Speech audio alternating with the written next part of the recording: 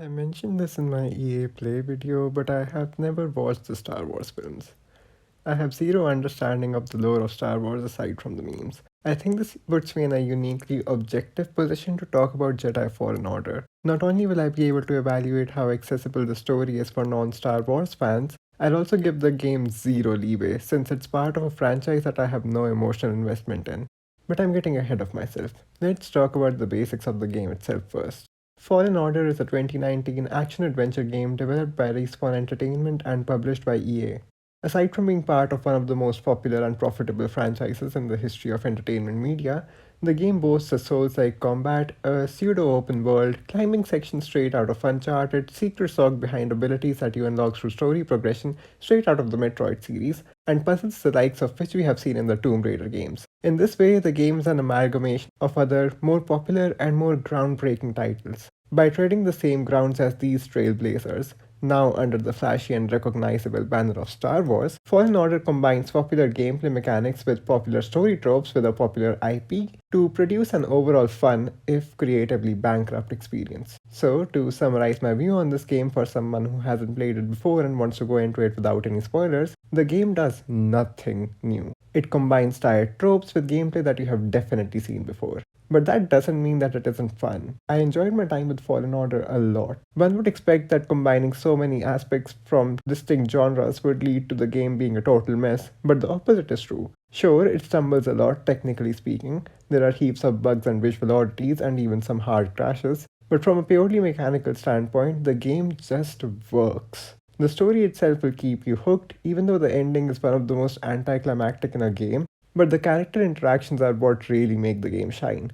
If you're scared that the game might be too hard for you because of the comparison to Souls likes, I think that the difficulty options up the accessibility of this one a lot. So, honestly, I think that the game is worth playing if you have a decent tolerance for jank. It's hard to recommend it to a specific kind of gamer, given the mix and match nature of the game, but the combat is sound, exploration is really fun, and the puzzles might actually make you think a little sometimes. If any of that sounds like your cup of tea, give this one a whirl. That's the end of the spoiler free section. If you played the game and want to hear my thoughts on it, or just want to hear my thoughts on it and don't have any intention of playing it anytime soon, watch on.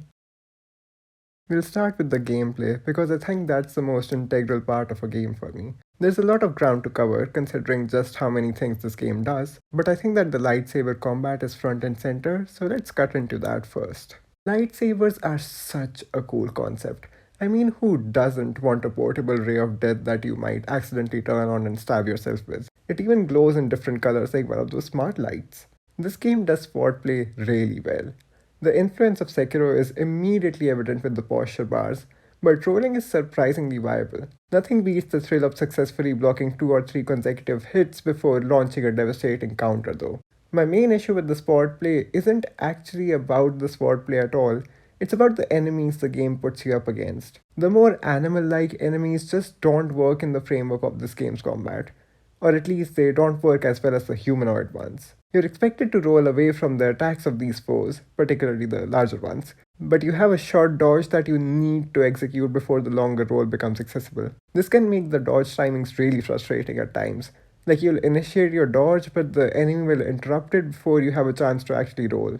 With the Stormtroopers, this isn't an issue because parrying is generally the way to go, but the wildlife makes the technique redundant. Another issue is the enemy variety in general. There's only a few enemy types that are significantly different from each other, and the ones on Dathomir are essentially more powerful reskins of the Stormtroopers. This can make enemy encounters towards the end of the game a slog as you fight the same foes over and over again. The combat arenas in the fortress change things up by providing more interesting play fields, but the camera works against you in the confines of that place. Actually, scratch that. The camera works against you pretty much everywhere. It's often hard to tell what's going on because the camera glitches into a wall, and that's when you're actually able to lock on to the enemy you want to be hurting. The lock on struggles with the floating droids, and this can make for some really aggravating fights where you're just trying to pull the droid to turn it against your enemies or throw it at them, but the game just chuggles between the targets on the ground instead. Speaking of pulling things, get your mind out of the gutter. I don't love how the force bar is handled. You get more force energy for being more aggressive, fair enough, but why are the weapon abilities and force abilities both using up the same tiny bar? This just means that I have way less to work with and I'm stuck using normal lightsaber attacks because my force meter is constantly drained. A potential solution for this would be locking lightsaber specials to a combo meter. Think the Arkham series. Having a dedicated force meter and a separate combo meter would give you more options while further incentivizing aggression and making the combat more engaging. Also, really minor gripe, but the heavy attack is also linked to the force bar. Why? You're not invulnerable during the animation. The whole point of a heavy attack is that you risk being hit for dealing more damage. Why add the force bar penalty? I think that a lot of the issues I have just pointed out would be fixed if the game went for a more hack and slash approach instead of imitating the Soulspawn games. The reason why the combat in those games works extraordinarily well is because it's in line with the whole design philosophy and the desolate feel of those games. Here, I want to feel like a badass space wizard with a murderous glow stick. The game should be feeding into that power fantasy, not taking away from it. But then again, I suppose you could say that executing enemies with more meticulous strikes adds to the feeling of achievement. Each style has its own merits and demerits, but I just personally feel like the combat would benefit from being less Souls like. But hey, if it ain't broke, don't fix it, I suppose. But I am broke, so please fix me, thanks. Another really fun thing about the combat is that the enemies have friendly fire. This makes for some hilarious enemy on enemy action, and it also means that you can use the environment against your foes. This is something that few games do now, and it made the combat so much more fun for me personally. I will maintain that the greatest enemy in this game is the camera though. Like I mentioned, in constricted environments, you will be looking at the wall more than the enemies themselves, like some kind of dedicated painter who wants to spruce up the battleships. Two more things I need to touch on here are the lightsaber types and the skill tree. The lightsaber types seemed redundant to me, and here's why. The one you get at the start gives a high damage output and is meant to allow you to focus on one target at a time. The one with emitters on both ends is supposed to help with crowd control.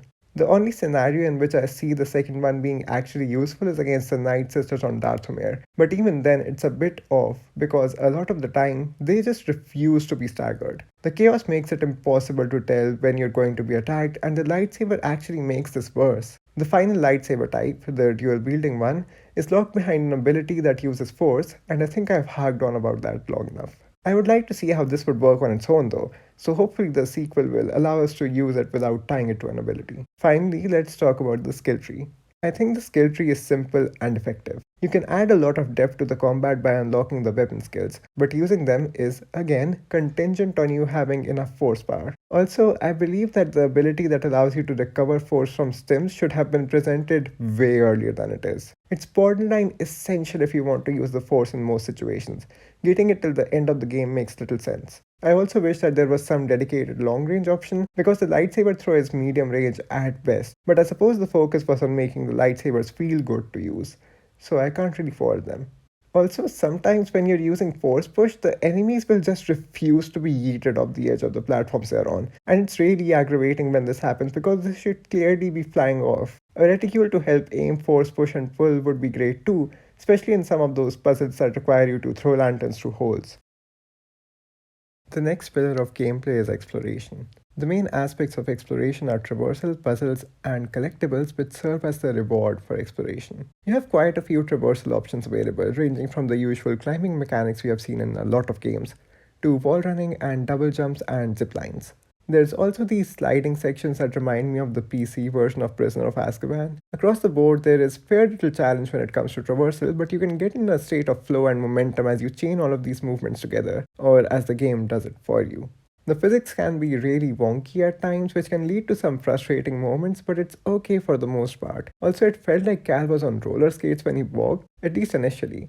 Maybe it's a Jedi thing, I wouldn't know. The puzzles in this game are not as plentiful as I would have liked them to be, but the ones that are here are far and beyond what a lot of other games offer. A lot of the time, the solution is to simply use whatever new ability you have unlocked, but the puzzles in the tombs are a little more involved. Lara would truly be proud. But neither the puzzles nor the parkour techniques would make the game work if the levels themselves weren't good. And the good news is, they're really, really fantastic. I mean, surprisingly so. Each world looks distinct, and there were so many moments where I audibly gasped out loud because I realized how the different parts of a level were connected to each other. From Bogano's plateaus to Darthomir's red structures, Each level adds its own flavor to the mix, making the universe of Fallen Order a joy to explore. Ilm might have been my favorite environment to look at, despite how little there is to do on the planet by comparison. The snowy landscape and the puzzle within just have a lot of charm for me personally. There is an issue though. Although you can travel from one planet to the other via the Mantis, there is no fast travel option between meditation points. You have to rely on the holo map to figure out where to go. This isn't a problem when you're playing through the main campaign because the routes are fairly simple to understand once you wrap your head around the holomap, that is. When you're returning to these locations to get all the collectibles, though, it's a different story. The map itself has changed because of some of the set pieces, and sometimes it seems like a path should be leading to a certain region, but it's a dead end instead. Trying to get to the swamp in Dathomir is a prime example of this frustration. You need to make your way through so many sub areas to get there, and that's if you figure out that you need to go down a side that you might just think is inaccessible because of its placement and its use in the story.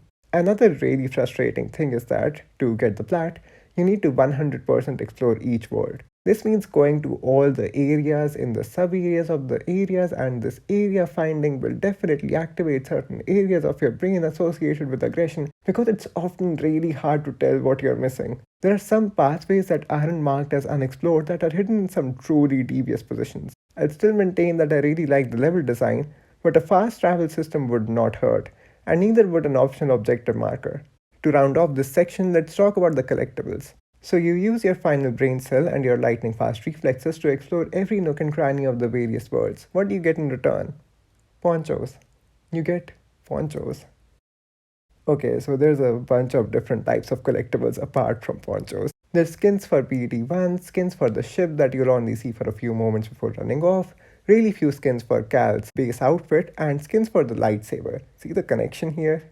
Most of the collectibles here are purely cosmetic, with the exception of a limited number of secrets, which are harder to obtain, that increase your stim count, your maximum life, or your maximum force. I don't think it's bad that most collectibles are customization options. If there's two things I love, it's golden blades and golden I just wish that there had been some tangible gameplay benefit as well. Also, I personally did not like how the ponchos looked at all, so I stuck with Cat's base outfit, which has laughably few colors to unlock. I would have enjoyed the collectathon a lot more if there were more proper outfits for Cal. In fact, you get one on completing the game that you cannot wear until you start New Game Plus. I didn't want to go into another NG Plus cycle because I just wanted to collect whatever I had left over to get the platinum, and I don't see why the outfit had to be gated in this way. Since we're talking about the trophies, let me give you a quick tip. There's this new meditation training feature that I believe has been added through a patch, and this lets you make custom battles. It's extremely useful for getting combat related trophies since it lets you customize enemy types and positions, making these trophies a complete cakewalk. The story of this game is simple, but it's really, really effective. Even though a lot of plot beats and characters fall into predictable tropes, you just can't help but love them, particularly BD1. Dear God, whoever was responsible for the sound design of this thing should get a pay raise, because this little robot made me feel more things with its little beeps and boops and trills than most humans do when they use words. Anyway, like I said, the story is rather simple. Even though I didn't know much about the backstory, the game did a decent job of contextualizing it without burdening me with stacks upon stacks of movie lore for a franchise that has gone on for decades at this point. Cal Kestis is a surviving Jedi who is in hiding after all the other Jedis were massacred. One day, the Inquisitors who hunt Jedis get whiff of his presence, kill his bestie, and force him to go on the run. He's rescued by Seer, who was a Jedi but was compelled to cut off from the Force after nearly giving in to the dark side, and Grease, the stereotypical rough captain who has a hard exterior but an equally soft interior. Cal must now find a holocron, a device that contains the names of all the Jedi apprentices, lest it fall into the hands of the evil Empire, who will be sure to hunt these Padawans down. Going from tomb to tomb, learning of ancient civilizations, Lara Croft, Cal, eventually gets the holocron and forms an alliance with the Night Sister, who was previously betrayed by the Jedi, but trusts Cal because he's just that cool. The holocron, however, falls into the hands of the Second Sister, an Inquisitor who was Seer's Padawan, but was given up by Seer, who faced torture at the hands of the Empire.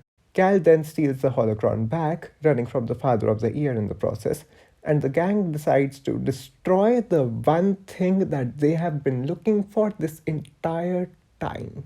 Like I said, the ending is really anticlimactic. I mean, it makes some amount of sense, but I can't help but think that it could have been resolved a little better than this.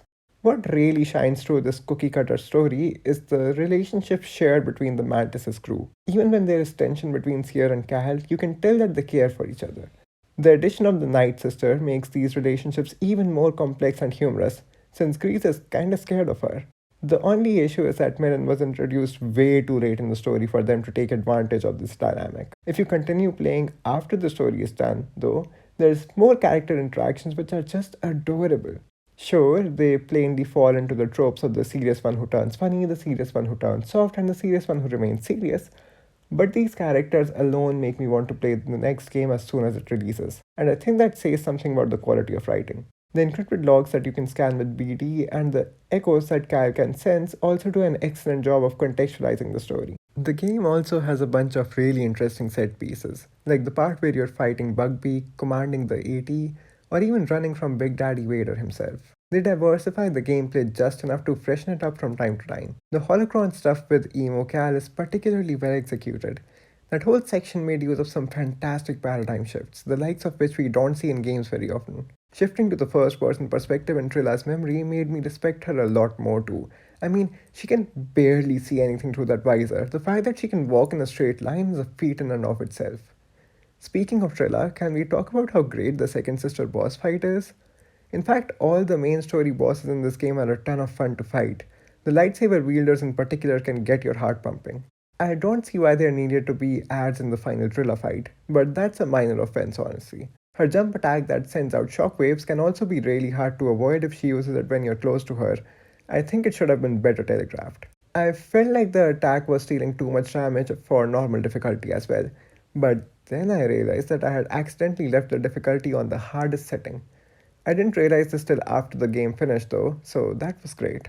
It might also explain some of my frustrations with the non humanoid enemies and their boss counterparts in specific. It still doesn't excuse the fact that reskinned versions of normal enemies are used as bosses, but then again, they're entirely optional, so you can skip them to avoid the repetition. There's also the issue of the bounty hunters. These guys were such a strange addition. They'll find you in random locations across the map, and if you die at their hands, they'll go away. They just weren't that fun to fight, if I'm being honest. The big punchy and shooty bot was fun to fight for the first time, but paired with Firefly, who got lost on her way to Gotham, it's just really annoying.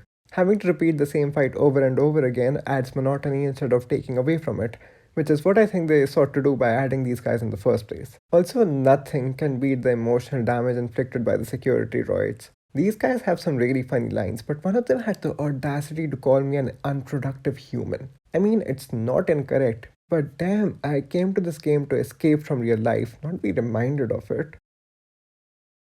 I've alluded to the technical issues, but the fact that I'm devoting an entire section of the video to them should say something about the lack of polish. The first thing I want to talk about isn't even a technical issue, it's just how the game looks.